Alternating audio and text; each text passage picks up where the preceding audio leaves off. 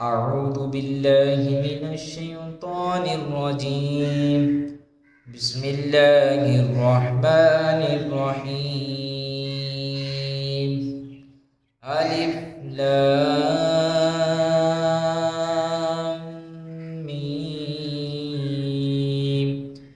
ذلك الكتاب لا ريب فيه هدى للمتقين الذين يؤمنون بالغيب ويقيمون الصلاة ومما رزقناهم ينفقون والذين يؤمنون بما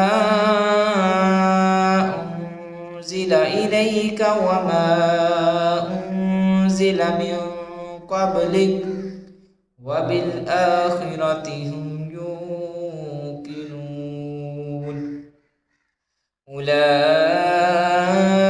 على هدى من ربهم وأولئك هم المفلحون.